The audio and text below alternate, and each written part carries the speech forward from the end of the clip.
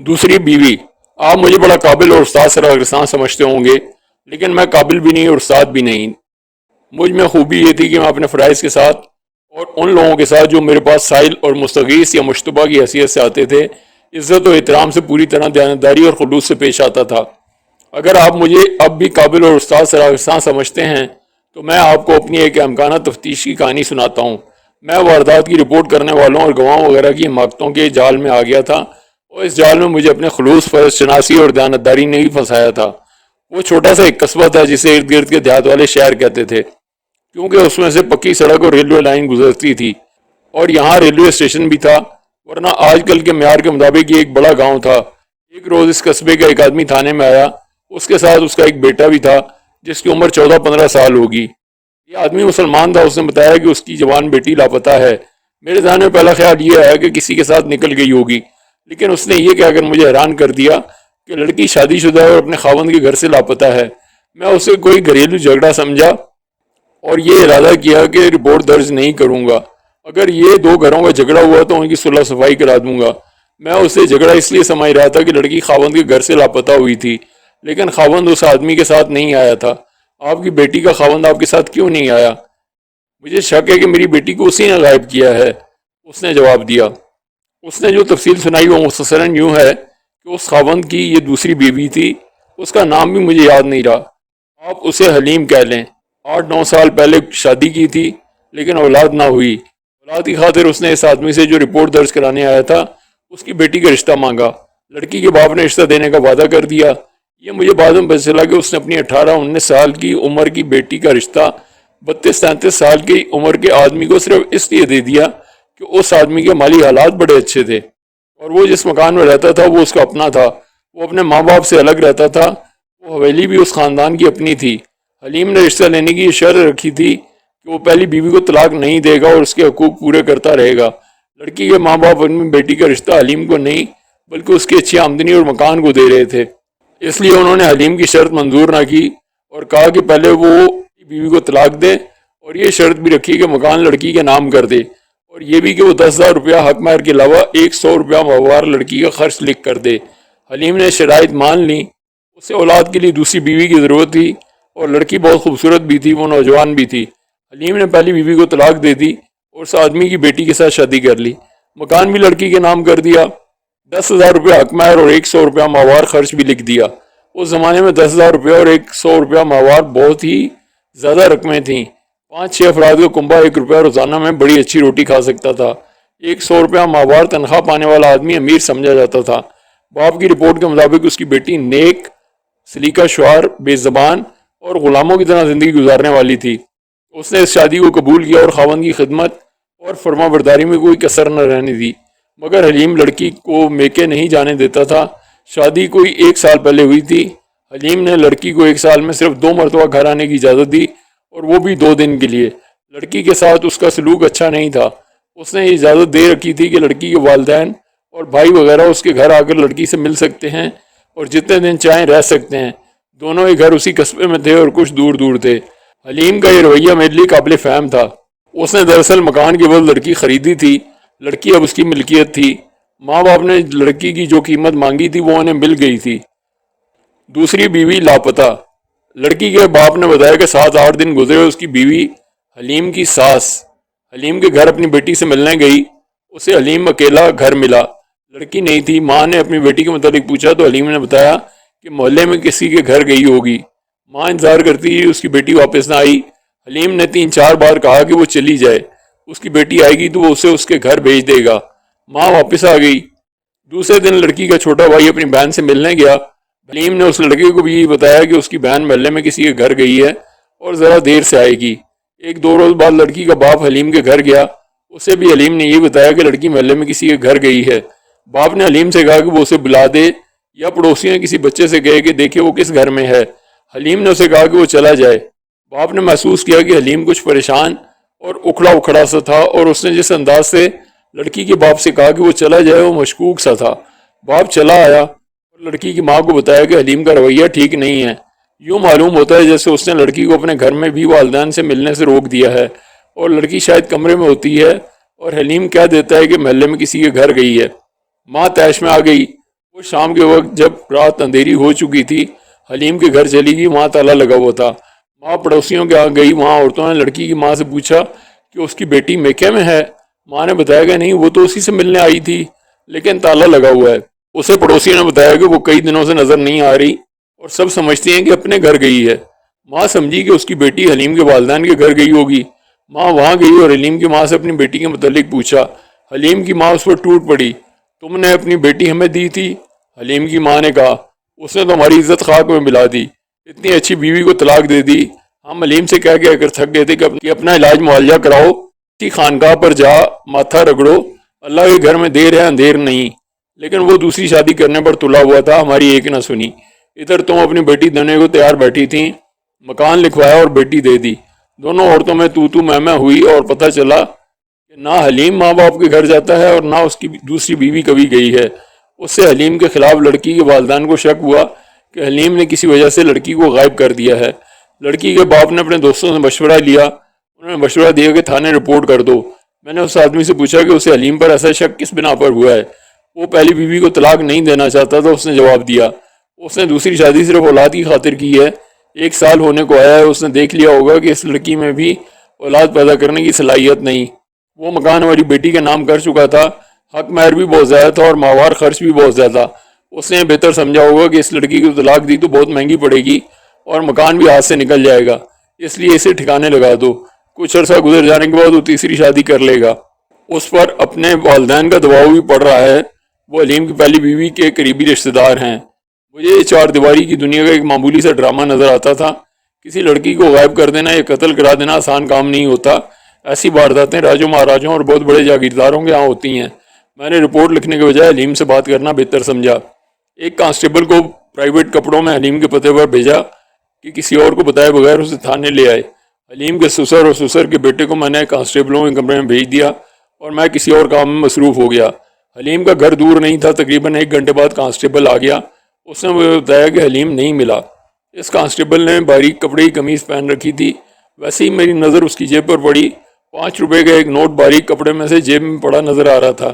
میں نے کانسٹیبل کی جیب سے نوٹ نکال کر اپنے پاس رکھ لیا اور اسے کہا، جاؤ اور اسے ساتھ لے آؤ اور واپس آ کر مجھ سے یہ نوٹ لے لینا۔ میں نے اس کی بددیانتی پکڑ لی تھی، اس پر میں نے غصے کا اظہار نہ کیا۔ وہ کچھ کہے بغیر چلا گیا۔ 1 گھنٹے سے کم عرصے میں وہ حلیم کو ساتھ لے آیا۔ میں نے کانسٹیبل کے سامنے حلیم سے پوچھا کہ وہ پہلے کیوں نہیں آیا۔ اس نے جواب دیا کہ وہ گھر نہیں تھا۔ میں نے 5 روپے کا نوٹ اس کی طرف بڑھا کر کہا، کیا تم پولیس کو دھوکہ دے سکتے ہو؟ کتنی بار 5 روپے دیتے رہتے، صرف 2 بار، تیسری بار کڑیوں میں جکڑے ہوئے یہاں آ جاتے۔ یہ لو اپنے 5 روپے۔ کانسٹیبل کا رنگ زرد ہو گیا۔ میں نے اسے گھورا اور وہاں سے چلے جانے کا اشارہ کیا۔ حلیم نے وہ اس سے 5 روپے کا نوٹ لے لیا۔ مجرم یا مظلوم، تمہاری دوسری بیوی کہاں ہے؟ میں نے اسے اپنے دفتر میں بٹھا کر پوچھا کہ اس کا رنگ بدل گیا، آنکھیں ٹھہر گئیں اور ہونٹ پھل کر کانپنے لگے۔ میرے حوصلہ دینے پر بھی اس کے منہ سے بات نہ نکلی۔ تم تھانے کیوں نہیں آئے تھے؟ میں نے پوچھا۔ کانسٹیبل کو 5 روپے دے کر یہ کہلوایا تھا کہ جاؤ کہہ دینا وہ گھر نہیں ہے۔ اس کی عادت اور زیادہ بگڑ گئی۔ میں نے کہا، کہہ دو محلے میں کسی کے گھر گئی ہوئی ہے۔ وہ چپ رہا۔ اس نے کانسٹیبل کو 5 روپے کا نوٹ جو دیا تھا وہ اس کی گرفتاری کا وارنٹ تھا۔ اس کا مطلب یہ تھا کہ وہ پولیس کو ٹالنے کی کوشش کر رہا ہے جو بلا وجہ نہیں ہو سکتی۔ اس زمانے میں کانسٹیبل یا عدالت کے ہرکارے کو ٹالنے کے لیے عام لوگ 8 آنے اور امیر لوگ 1 روپیہ دیا کرتے تھے۔ 5 روپے سے یہ ثابت ہوتا تھا کہ اس کا جرم معمولی نہیں، اور اگر جرم معمولی ہے تو یہ بہت زیادہ گھبرا گیا ہے۔ 1 رات حوالات کے اندر گزارو گے؟ میں نے کہا، کل صبح میرا خیال ہے تم بولنے کے قابل ہو جاؤ گے۔ اور اس طرح بتکا اور اس کی نظریں مجھ پر جم گئیں جیسے کسی نے بجلی کے ننگے تار اس کے جسم پہ لگا دیے ہوں۔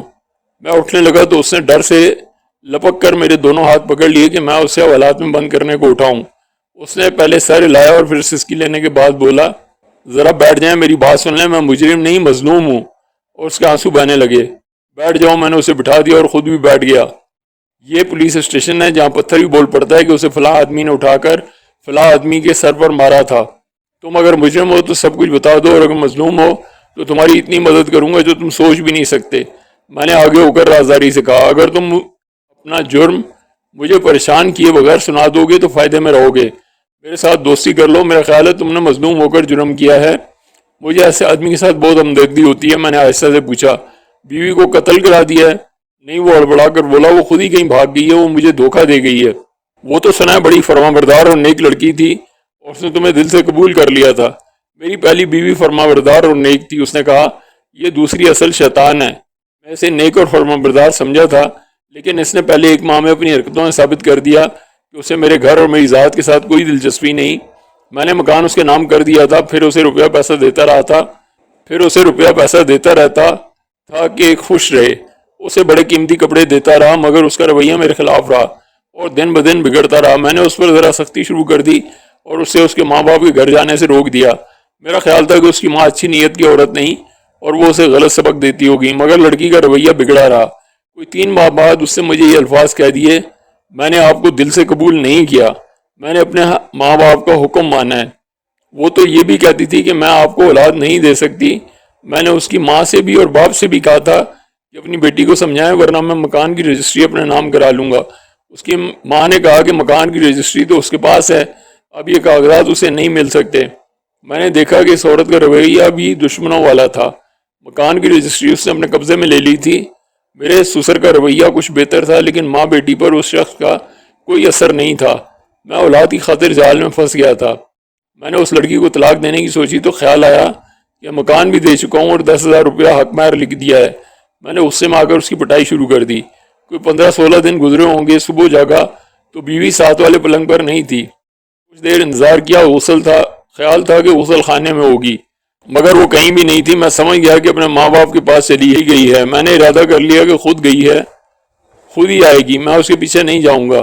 میں نہ گیا. 5 روز بعد اس کی ماں آئی. وہ آتی رہتی تھی، پیشتر اس کے کہ میں اس سے پوچھتا کہ اس کی بیٹی کہاں ہے. اس نے مجھ سے یہی سوال پوچھا. وہ اپنی بیٹی کے لیے باداموں وغیرہ کی کوئی چیز بنا کر لائی تھی. اس نے مجھے کہا کہ یہ تم بھی کھایا کرو، اس میں بڑی طاقت ہے. میں نے اس عورت کی باتیں غور سے سنی. اس کے لہجے اور انداز میں مجھے کوئی شرارت نظر نہیں آئی تھی، لیکن اس عورت کا کوئی اعتبار بھی نہیں تھا. میں نے اسے کہا کہ اس کی بیٹی محلے میں کسی کے گھر گئی ہے. وہ کچھ دیر انتظار کر کے چلی گئی. دوسرے دن اس کا بھائی آ گیا.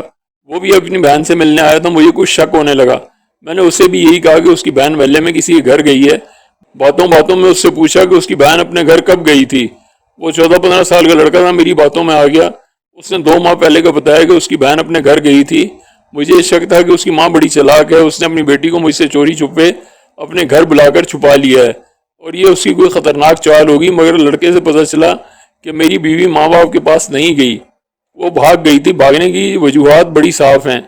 اس نے مجھے دل سے قبول نہیں کیا تھا. میں اس سے اتنی سختی کرتا تھا کہ اسے مارتا پیٹتا تھا. لڑکی ہوشیار اور طبیعت کی تیز ہے. اسے بھگانے میں اس کی ماں کا ہاتھ بھی ہو سکتا ہے. ان لوگوں نے مجھ سے مکان اپنی لڑکی کے نام لکھوا لیا ہے. مکان دیا، بیٹی لی. اگلے روز اس کا باپ آیا. وہ اپنی بیٹی سے ملنے آیا تھا. اس کے چہرے سے پتہ چلتا تھا کہ اسے مجھ پر شک ہے. میں نے اسے ہی بتایا کہ اس کی بیٹی محلے میں کسی کے گھر گئی ہے. اس نے کہا تم کہہ کیوں نہیں دیتے کہ ہمیں اپنی بیٹی سے ملنے کی اجازت نہیں. اس کی ماں آئی، بھائی آیا، اب میں آیا ہوں. تم سب کو ایک ہی جواب دے رہے ہو کہ محلے میں کسی کے گھر گئی ہے. میں شام تک یہیں رہوں گا، وہ آ جائے گی. میرے لیے پریشانی کچھ کم نہیں تھی کہ میری بیوی لاپتہ ہو گئی تھی. اس کے باپ نے مجھے مشتبہ سمجھ کر روب سے بات کی تو مجھے غصہ آ گیا. میں نے اسے کہا کہ اس گھر کے سارے کمرے دیکھ لو، اوپر چلے جاؤ. تمہیں بیٹی نظر آئے تو اسے 2-4 دنوں کے لیے گھر لے جاؤ. اس نے ایک بار پھر کہا کہ میں شام تک ٹھہروں گا. میں نے کہا میں تمہیں 2 منٹ اور یہاں نہیں ٹھہرنے دوں گا، میں کام سے جا رہا ہوں. اس نے غصے کا جواب غصے سے دیا تو میں نے جل کر کہا اپنی بیٹی پر اب تمہارا کوئی حق نہیں. میں نے پورا مکان دے کر اسے تم سے خریدا ہے. یہ میری مہربانی ہے کہ تمہیں اپنے گھر میں داخل ہونے دیتا ہوں. وہ بھائی تباہی بکتا نکل گیا اور آج آپ نے بلا لیا ہے. میرے دل میں جو کچھ تھا وہ میں نے آپ کو سنا دیا ہے. حقیقت یہ ہے کہ میری بیوی کسی کے ساتھ بھاگ گئی ہے. کسی پر شک ہے تمہیں؟ میں کچھ نہیں کہہ سکتا. اس نے جواب دیا مجھے یقین ہے کہ وہ اغوا نہیں ہوئی، اسے کوئی اٹھا کر لے گیا ہے. وہ اپنی مرضی سے گئی ہے. تم نے پہلے روز ہی اپنی ساس سے کیوں نہ کہہ دیا کہ تمہاری بیوی صبح سے غائب ہے؟ میں نے اس سے پوچھا تمہیں جب یقین ہو گیا تھا کہ تمہاری بیوی غائب ہے تو تم اس کے ماں باپ کے پاس کیوں نہ چلے گئے؟ میں سوچتا رہا اتنا میں اس کی ماں آ گئی. اس نے جواب دیا. اس نے جب بتایا کہ وہ اپنی بیٹی سے ملنے آئی ہے تو میں چکرا گیا. مجھے کچھ سوچ ہی نہیں رہا تھا. میں نے اس پر بہت جرا کی، اسے بہت چکر دیا، اس کی نفسیات سمجھنے کی کوشش کی، اس کی نیت کو بھانپا. میں نے یہ رائے قائم کی کہ یہ شخص اتنا دلیر اور چلاک نہیں جتنا احمق ہے. میں نے اس سے یہ بھی پوچھا کہ اسے جب یقین ہو گیا تھا کہ اس کی بیوی اتنے دنوں سے لاپتہ ہے تو اس نے پولیس کو رپورٹ کیوں نہ دی؟ اس نے طرح طرح کی امکانہ باتیں کر کے مجھے اپنا حامی بنانے کی کوشش کی. وہ دراصل کہنا یہ چاہتا تھا کہ اپنی زبان سے یہ کہنے میں کہ اس کی بیوی بھاگ گئی ہے وہ اپنی بےزتی سمجھتا تھا. وہ اپنی پہلی بیوی سے بھی نادم تھا، وہ دوسری بیوی کے فرار کو چھپانے کی کوشش میں تھا اور یہ امید لگائے بیٹھا تھا کہ اس کی بیوی گھوم پھر کر واپس آ جائے گی۔ میں نے حلیم کو دفتر سے نکال کر ایک اور کمرے میں بھیج دیا اور اس کے سسر کو بلایا، اسے خبردار کیا کہ وہ اپنی بیٹی کی گمشدگی کی رپورٹ لکھوانے آیا ہے، اسے ایک بار پھر سوچ لینا چاہیے کیونکہ رپورٹ غلط ثابت ہوئی اور بیٹی اس کے اپنے گھر سے برآمد ہو گئی، یا یہ پتہ چل گیا کہ اپنی بیٹی کو اس نے خود یا اس کی ماں نے اپنے داماد کو پریشان کرنے کے لیے کہیں چھپا رکھا ہے، تو دونوں کو گرفتار کر لیا جائے گا۔ اس شخص نے مجھے قائل کرنے کی کوشش کی کہ اپنی بیٹی کو انہوں نے خود غائب نہیں کیا، ان کے داماد نے اسے غائب کیا ہے۔ اسے ابھی معلوم نہیں ہوا تھا کہ میں نے اس کے داماد کو بلا رکھا ہے۔ میں نے اس کا کہا کہ وہ گھر چلا جائے اور اپنی بیوی سے ایک بار مشورہ کر لے اور اسے بتائے کہ رپورٹ درج کرانے کا نتیجہ کچھ اور بھی ہو سکتا ہے۔ وہ چلا گیا۔ میں نے حلیم کو بلا کر ڈرایا دھمکایا اور بہت کوشش کی کہ اس نے اگر بیوی کو خود ادھر ادھر کر دیا یا ٹھکانے لگا دیا تو مجھے بتا دے۔ وہ رونے پر آ گیا، بار بار یہی کہتا تھا کہ میری بیوی اپنی مرضی سے یا اپنی ماں کی کوشش سے لاپتہ ہوئی ہے، اسے تلاش کیا جائے۔ میں اتنا سمجھ گیا تھا کہ حلیم میں اپنی بیوی کو قتل کرنے اور لائش غائب کرنے کی ہمت نہیں، البتہ یہ ممکن تھا کہ اس کے پاس پیسہ تھا جس سے وہ یہ جرم کرائے کے قاتلوں سے کرا سکتا تھا۔ تاہم میں ابھی تک اسے گھریلو جھگڑا سمجھ رہا تھا اور میری کوشش یہ تھی کہ یہ لوگ صلح صفائی کر کے پولیس اور عدالت کے چکر سے بچ جائیں۔ میں نے حلیم سے کہا کہ وہ کل پھر میرے پاس آئے، شاید اس کی بیوی آج واپس آ جائے۔ وہ بھی چلا گیا۔ لاش جوان لڑکی کی تھی۔ 2 دن ان میں سے کوئی بھی تھانے نہ آیا۔ میں مطمئن ہو گیا کہ انہوں نے آپس میں کچھ سمجھوتا کر لیا ہے۔ تیسرے دن 2 میل دور ایک گاؤں کا نمبردار تھانے میں آیا۔ اس نے بتایا کہ اس کی گاؤں سے تھوڑی دور ویرانے میں ایک عورت کی لاش برآمد ہوئی ہے جو زمین میں دبی ہوئی تھی، بھیڑیوں وغیرہ نے نکال لی ہے اور کچھ کھا لی ہے۔ میں اسی وقت روانہ ہو گیا۔ لاش عورت کی تھی، خراب ہو چکی تھی، ابھی سوجی ہوئی تھی، گلی سڑی نہیں تھی۔ گیدڑوں اور بھیڑیوں نے اسے تھوڑی ہی دیر پہلے نکالا تھا، کئی جگہوں سے گوشت کھایا ہوا تھا، چہرہ ابھی محفوظ تھا، جسم پر خون نہیں تھا جس سے ظاہر ہوتا تھا کہ اسے تیز دھار آلے سے نہیں مارا گیا۔ اسے درندوں نے جہاں سے نکالا تھا وہ گہرا گڑھا نہیں تھا۔ رات طوفانی بارش برسی تھی، بہتے پانی نے گڑھے سے مٹی بہا دی جس سے لاش ننگی ہو گئی اور گیدڑ وغیرہ پہنچ گئے۔ لاش کے کپڑے درندوں نے چیتڑے بنا دیے تھے۔ میں نے کپڑے دیکھتے ہی کہہ دیا کہ یہ عورت دیہاتی نہیں تھی، اس کے پاؤں میں شہری سینڈل تھے جو صرف شہروں میں پہنے جاتے تھے۔ میں نے لاش اٹھوائی اور پوسٹ مارٹم کا انتظام کرایا۔ مجھے حلیم کی بیوی کا خیال آ گیا۔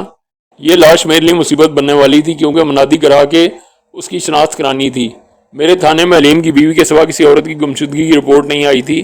اگر یہ حلیم کی بیوی نہیں تھی تو مجھے دوسرے تھانوں سے پتہ کرنا تھا کہ کسی کے ہاں کسی عورت کی گمشدگی کی رپورٹ آئی ہوگی۔ میں لاش پوسٹ مارٹم کے لیے بھجوا کر تھانے چلا گیا۔ ایک کانسٹیبل سے کہا کہ وہ حلیم اور اس کے سسر اور ساس کو تھانے لے آئے۔ لاش کو دیر سے آنا تھا، حلیم وغیرہ پہلے پہنچ گئے۔ میں لاش کے کپڑوں کے چیتڑے اور سینڈل لے آیا تھا۔ پہلے حلیم کو اندر بلایا، اسے چیتڑے اور سینڈل دکھائے۔ اس نے کہا کہ اگر ایک چیتڑا دھو کر اسے دکھایا جائے تو پہچاننے میں آسانی ہوگی، کپڑے کیچڑ سے پہچانے نہیں جاتے تھے۔ میں نے سب سے بڑا ٹکڑا ایک کانسٹیبل کو دیا کہ اسے دھو لائے۔ یہ پھولدار کپڑا تھا اور ریشمی تھا۔ کپڑا دھل کر آیا تو حلیم نے پہچان لیا، کہنے لگا کہ اس رات اس کی بیوی نے یہی کپڑے پہن رکھے تھے۔ سینڈل بھی اس نے پہچان لیے۔ لاش کے ساتھ زیور کی ایک بھی چیز نہیں تھی۔ پھر میں نے حلیم کی ساس کو بلایا، اس نے دھلا ہوا چیتڑا دیکھتے ہی کہہ دیا یہ میری بیٹی کے سوٹ کا کپڑا ہے۔ لاش کے ساتھ شلوار بھی اسی کپڑے کی تھی۔ سینڈل کے متعلق اس نے کہا کہ اس کی بیٹی اس قسم کے سینڈل پہنتی تھی۔ اس کے ساتھ ہی اس نے رونا پیٹنا شروع کر دیا۔ اس کا خاوند دوڑا آیا۔ میں نے اسے سنبھالنے کی بہت کوشش کی لیکن وہ بین کرتی اور حلیم کو گالیاں دیتی تھی۔ میں لاش کے انتظار میں تھا مگر اسپتال سے پیغام آیا کہ لاش ضلع کے اسپتال میں بھیجنی پڑے گی۔ میں نے حلیم اور اس کے ساس سسر کو گھر چلے جانے کو کہا اور انہیں بتایا کہ میں انہیں کل بلوا لوں گا۔ میں لاش کو 20-22 میل دور بھیجنے کے انتظامات میں مصروف ہو گیا۔ لاش دوسری بیوی کی۔ لاش دوسرے دن شام کو واپس آئی۔ پوسٹ مارٹم رپورٹ میں لکھا تھا کہ یہ لاش جوان لڑکی کی ہے، اسے مرے ہوئے 15 سے 20 دن گزر گئے ہیں۔ موت کا باعث گلا گھونٹنا لکھا گیا تھا۔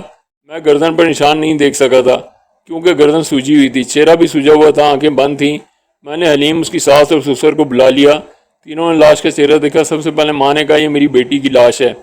مقتولہ کے باپ نے بھی تائید کر دیا اور پھر حلیم نے بھی کہہ دیا کہ اس کی بیوی کی لاش ہے۔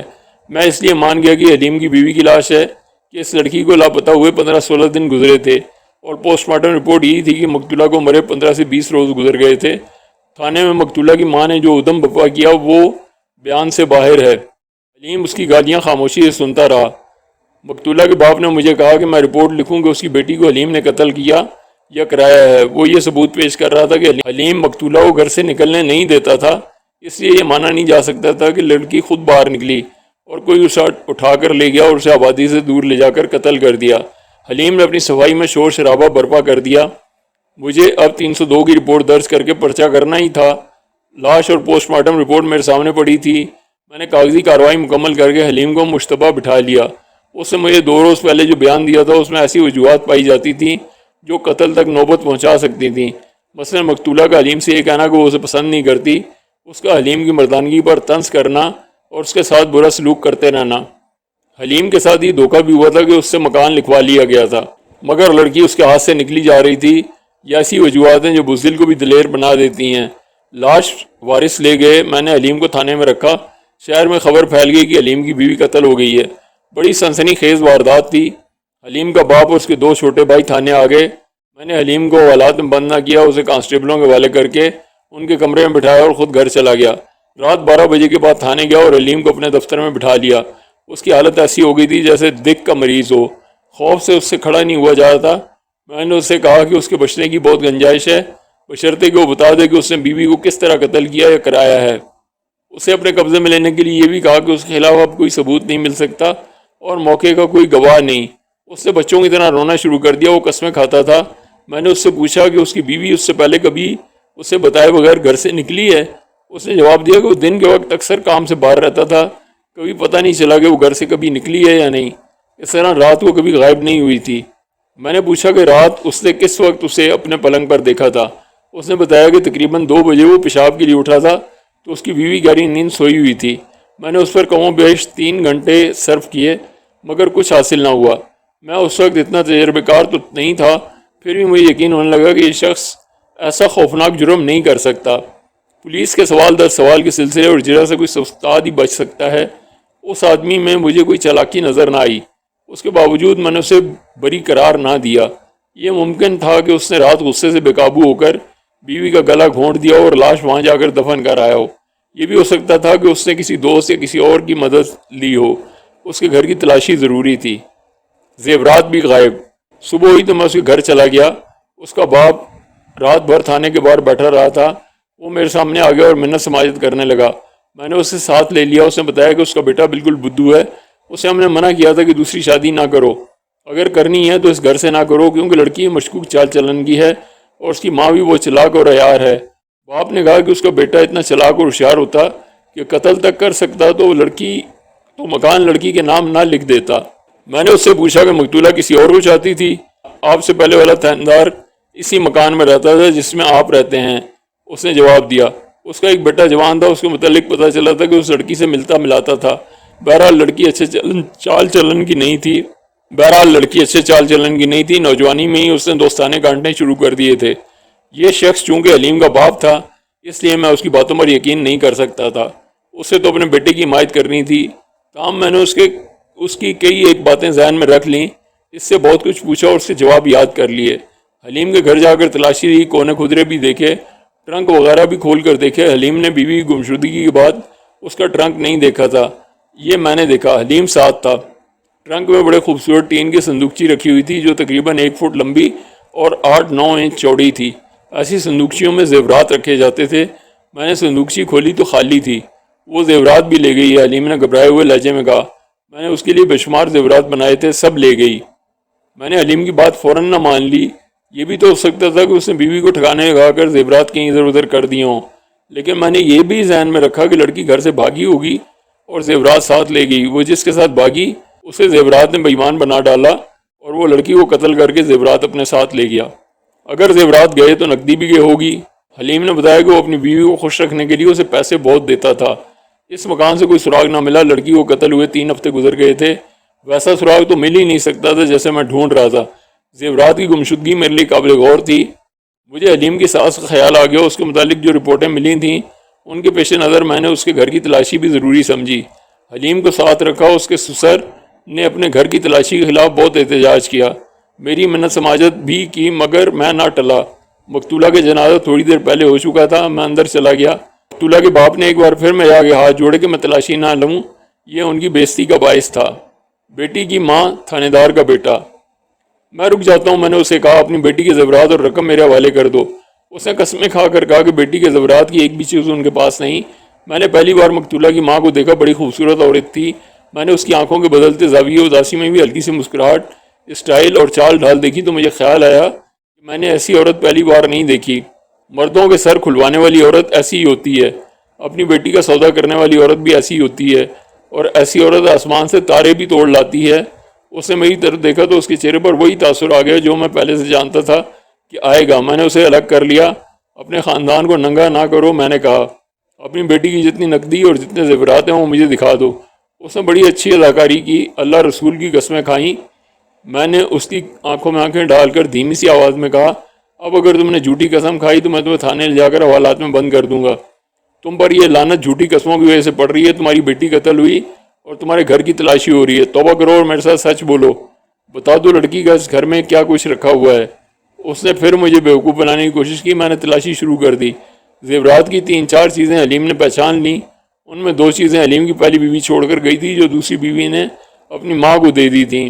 کچھ رقم بھی برآمد ہوئی، لیکن اس کے متعلق یہ نہیں کہا جا سکتا تھا کہ یہ مقتولہ نے ماں کو دی ہے۔ حلیم کے مکان کی رجسٹری بھی برآمد ہوئی۔ حلیم کے سسر نے مجھے اندر کے ایک کمرے میں روک لیا اور رو کر کہنے لگا، میری یہ بے عزتی اپنی بیوی اور بیٹی کی وجہ سے ہو رہی ہے۔ اس نے کہا کہ حلیم کے ساتھ اپنی بیٹی کا سودا اس کی بیوی نے ہی طے کیا تھا۔ اس گھر سے اور کوئی سراغ نہ ملا۔ مجھے کچھ ایسا یقین ہونے لگا تھا کہ قاتل حلیم نہیں ہے، اور یہ بھی کہ لڑکی کو غائب کرنے میں اس کی ماں کا ہاتھ نہیں۔ کوئی وجہ نظر نہیں آتی تھی۔ حلیم کی پہلی بیوی اور اس کے بھائیوں کو نظر انداز نہیں کیا جا سکتا تھا۔ مخبروں نے جو رپورٹیں دیں اس کے مطابق مقتولہ اور اس کی ماں کا چال چلن ٹھیک نہیں تھا۔ حلیم کے باپ نے بتایا کہ مجھ سے پہلے تھاندار کے بیٹے کے ساتھ مقتولہ کا میل ملاپ تھا۔ ایک مخبر عورت نے اس کی تصدیق کی۔ یہ اطلاع میرے کام آ سکتی تھی، لیکن ابھی دیکھنا تھا کہ کیسے۔ میرے دماغ میں یہ بات آئی تھی کہ اگر میں حلیم کی یہ بات مان لوں کہ اس کی بیوی بھاگ گئی ہے تو وہ تھاندار کے بیٹے کے ساتھ بھاگی ہوگی، زیورات اور نقدی ساتھ لے گئی۔ باہر جا کر یوں ہوا ہوگا کہ تھاندار کا بیٹا بے ایمان ہو گیا اور لڑکی کو قتل کر کے زیورات اور رقم لے اڑا۔ یہ بھی ہو سکتا ہے کہ دونوں شہر سے پیدل نکلے اور راستے میں پیشہ ور رازنوں اور ڈاکوؤں کے ہتھے چڑھ گئے۔ مقتولہ کی لاش کے ساتھ زیور کی ایک بھی چیز نہیں تھی، یہ بھی رازنوں نے اتار لی ہوگی۔ پہلی بیوی نے بھید کھولا۔ حلیم کی پہلی بیوی یا اس کے بھائیوں پر انتقام کا شک کیا جا سکتا تھا۔ میں رات کو ان کے گھر چلا گیا۔ اس گھرانے کے متعلق مجھے رپورٹ مل چکی تھی کہ شریف اور عزت دار گھرانہ ہے۔ وہاں 2 جوان لڑکے تھے جن کے متعلق بتایا گیا تھا کہ شرمیلے اور سیدھے سادے ہیں۔ میں نے ان کے گھر جا کر حلیم کی پہلی بیوی کے باپ سے بات کی۔ اس کے آنسو نکل آئے۔ اس کے ساتھ بہت سی باتیں ہوئیں۔ عجیب بات یہ دیکھی کہ اس نے حلیم کو برا بھلا نہ کہا، بلکہ یہ کہا کہ بڑا سیدھا آدمی ہے۔ میں نے اس کے بیٹوں کو بھی بلا لیا۔ ان میں سے ایک کی عمر 20 سال کے قریب ہوگی اور دوسرے کی 16-17 سال۔ دونوں شرمیلے سے تھے۔ ان کے چہروں پر مجھے قتل کرنے والی دلیری کے آثار نظر نہ آئے۔ میں ان کے ساتھ ایسے انداز سے باتیں کرتا رہا جس میں دوستی اور ہمدردی تھی، لیکن میں ان کی جانچ پڑتال کر رہا تھا۔ بڑے لڑکے نے کہا، اگر آپ اس شک پر یہاں آئے کہ حلیم کی دوسری بیوی کے قتل میں ہمارا ہاتھ ہے تو مجھے اس سوال کا جواب دے دیں کہ ہم نے لڑکی کو کیوں قتل کیا۔ یہ میں آپ کو یقین دلاتا ہوں کہ ہماری بہن کو اس لڑکی نے طلاق نہیں دلوائی، طلاق ہم نے خود مانگی تھی۔ حلیم تو طلاق دے ہی نہیں رہا تھا، اس نے دوسری شادی کا فیصلہ کر لیا تھا۔ قصوروار حلیم ہے، اس کی دوسری بیوی نہیں۔ اسے قتل کر کے ہم حلیم کے گھر اپنی بہن کو دوبارہ آباد نہیں کر سکتے تھے، آباد کرنا ہی نہیں چاہتے تھے، ہم نے خود طلاق مانگی تھی۔ اس لڑکے کی بات میں وزن تھا۔ میں یہ بھی دیکھ چکا تھا کہ یہ لڑکے قتل کی جرت نہیں رکھتے، پھر بھی ان کے سینے میں جھانکنے کے لیے میں نے ان کے ساتھ گپ شپ کے انداز میں بہت دیر تک باتیں کی۔ آخر انہوں نے کہا کہ میں ان کی بہن حلیم کی پہلی بیوی سے 2-4 باتیں کرنا چاہتا ہوں۔ میں نے ان سے معذرت کی، وہ شریف لوگ تھے۔ انہوں نے اندر جا کر اپنی بہن کو میرے پاس بھیج دیا۔ باپ بھی اندر چلا گیا۔ میں نے اس عورت کے ساتھ افسوس کا اظہار کیا کہ حلیم نے اسے طلاق دے دی ہے۔ ایسی ہی چند اور باتیں کر کے اس کے دل سے پولیس کا ڈر نکال دیا۔ اس کے ساتھ جو باتیں ہوئیں ان سے مجھے یہ معلومات حاصل ہوئیں کہ حلیم نے اس کا ڈاکٹری معائنہ کرایا تھا اور وہ ٹھیک نکلی تھی۔ حلیم نے اپنا معائنہ ڈاکٹروں کے کہنے کے باوجود نہ کرایا۔ اکثر یوں ہی ہوتا ہے کہ جس مرد کی اولاد نہ ہو وہ بیوی میں نقص بتاتا ہے اور اپنا معائنہ کرانے میں اپنی توہین سمجھتا ہے۔ حلیم کی پہلی بیوی نے بتایا کہ حلیم کا رویہ بھی یہی تھا۔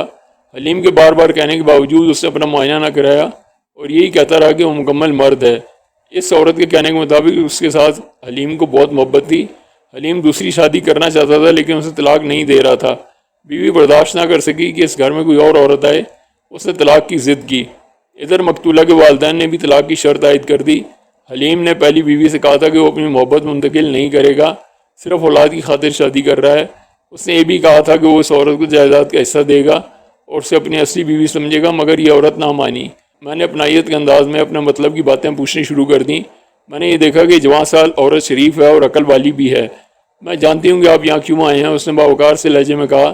اگر آپ کو یہ شک ہے کہ میں نے حلیم کی دوسری بیوی کو اپنے بھائیوں سے یا کسی اور سے قتل کرایا تو یہ وہم اپنے دل سے نکال دیں.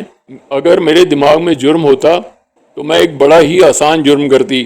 میرے خاوند کو اولاد کی ضرورت تھی اور وہ اولاد پیدا کرنے کے قابل نہیں تھا. میں بڑی آسانی سے اسے اولاد دے سکتی تھی. اس اولاد کا باپ کوئی اور ہوتا لیکن میرا خاوند اسے اپنی اولاد سمجھتا. میں طلاق سے بچ جاتی اور جائیداد کی وارث بنتی. اس لڑکی کو قتل کرنے سے کیا حاصل ہوتا؟ اس کا تو اس میں کوئی قصور نہیں تھا. مجھے یہ حسد بھی نہیں ہو سکتا تھا کہ اس بیوی سے حلیم کی اولاد پیدا ہوگی. حلیم 10 شادیاں کر لے اس کی اولاد نہیں ہوگی. مجھے عورتوں نے بتایا کہ یہ لڑکی ماں باپ کے ہاتھ نہیں آ رہی تھی. اس کی شادی زبردستی کی گئی تھی. شاید ماں نے اسے یہ لالچ دیا تھا کہ حلیم کا مکان ہاتھ آ جائے گا، زیورات اور رقم بھی مل جائے گی اور جو دل میں آئے کرنا. وہ کسی اور کو چاہتی تھی یا حلیم اسے پسند نہیں کرتا تھا؟ دونوں باتیں تھیں، اس نے جواب دیا. میں نے حلیم سے کہا تھا کہ دوسری شادی کرنی ہے تو اس لڑکی کے ساتھ نہ کرے. میں نے اسے بتا دیا تھا کہ اس لڑکی کی دوستی کس کے ساتھ رہی ہے اور وہ بعد میں بھی یہاں آتا رہتا ہے. حلیم نے میری بات نہ سنی، الٹا اس سے ہم بولا کہ تم حسد کی وجہ سے اسے بدنام کر رہی ہو.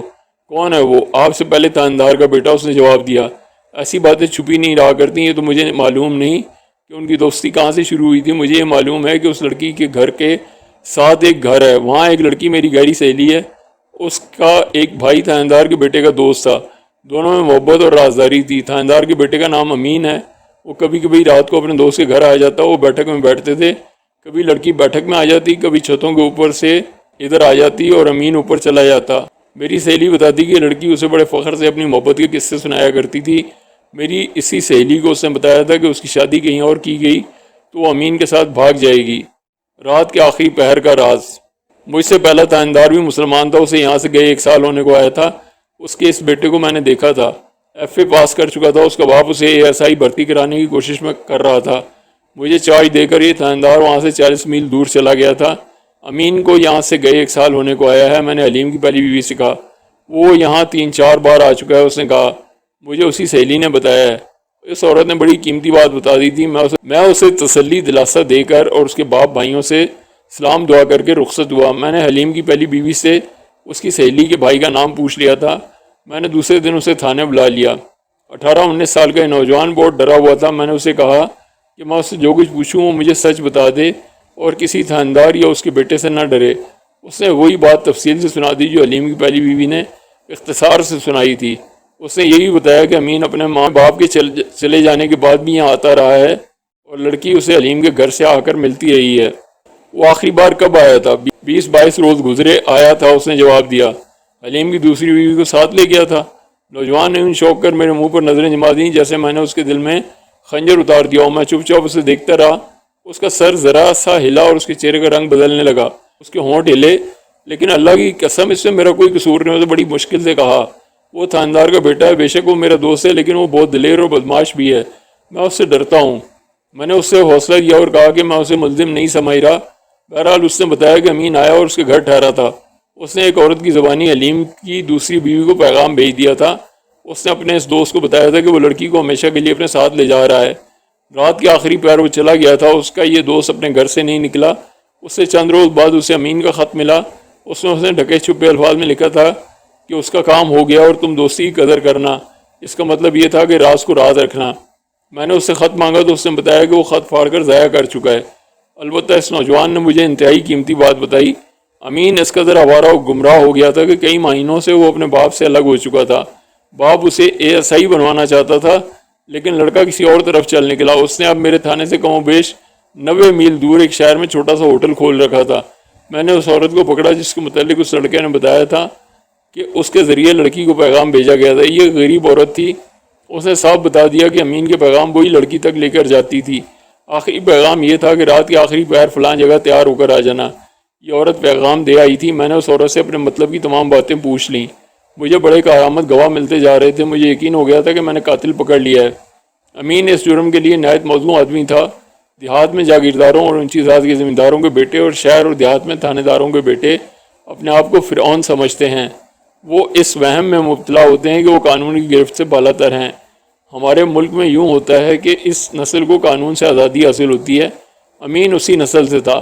اس کے دوست نے بتایا کہ امین باپ سے الگ ہو گیا اور کہیں اور کاروبار کر رہا ہے، تو مجھے یقین ہو گیا کہ اس نے لڑکی سے کہا کہ وہ سارے زیورات اور زیادہ سے زیادہ رقم ساتھ لے آئے۔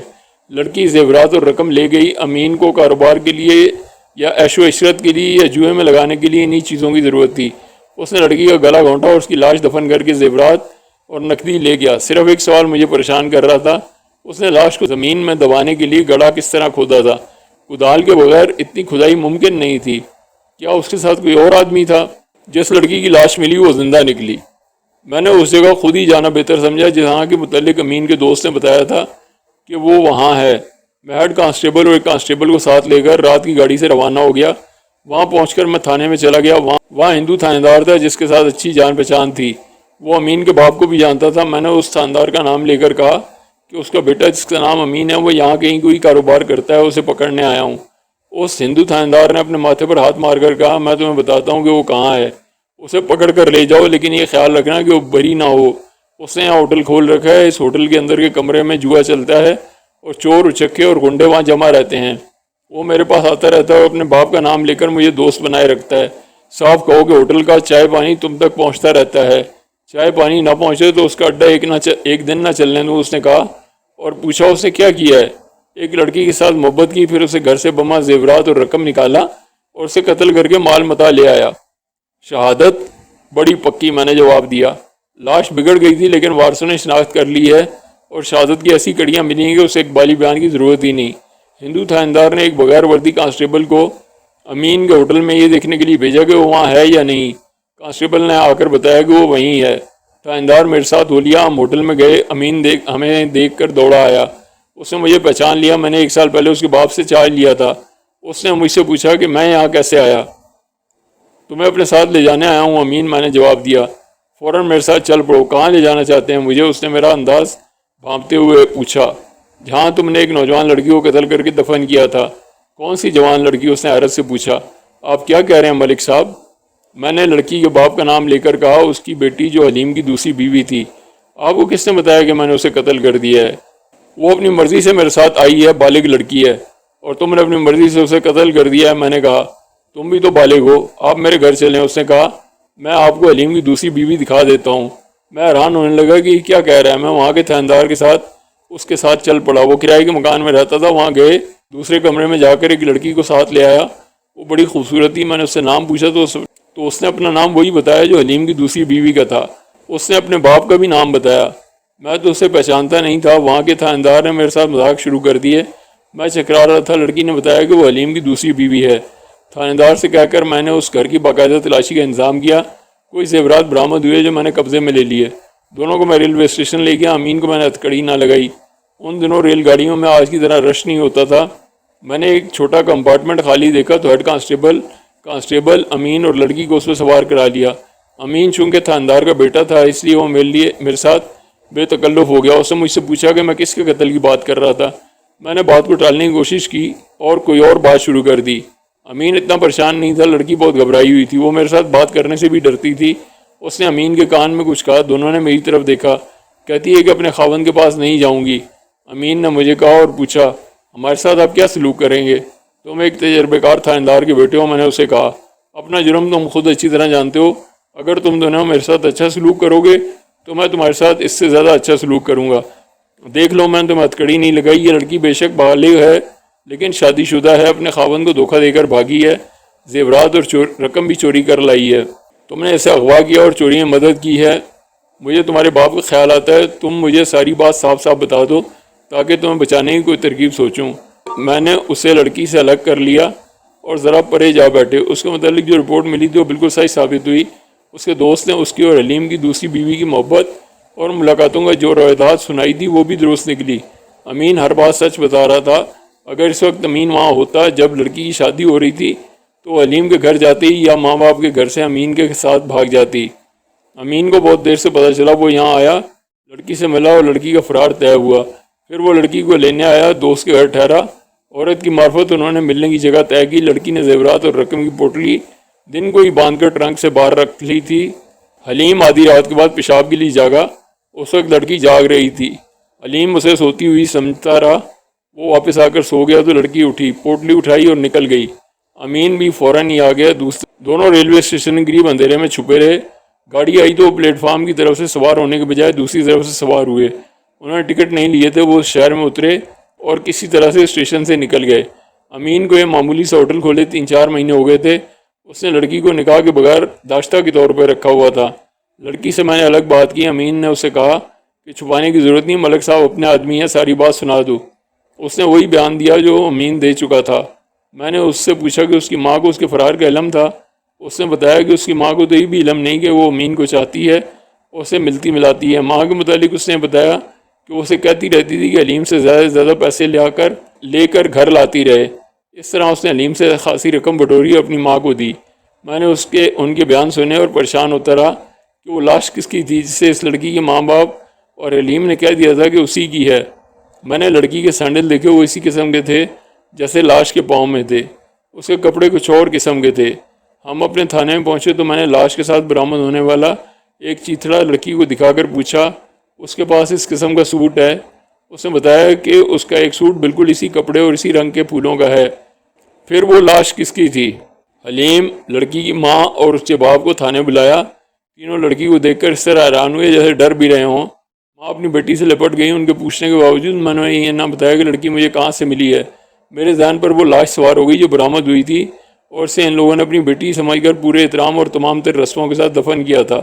اس موقع پر مجھے اپنی حماقت کا احساس ہوا۔ میں ان احمقوں کی بات میں اور فرض کے ساتھ اپنی دیانتداری میں الجھ گیا تھا۔ میں نے لاش کی شناخت بھی غلط کرائی تھی۔ لاش کا چہرہ اتنا سوجا ہوا تھا کہ آنکھیں بند اور دبی ہوئی تھیں۔ اسی شام امین کا باپ آ گیا۔ وہ 40 میل دور کے ایک تھانے کا انچارج تھا۔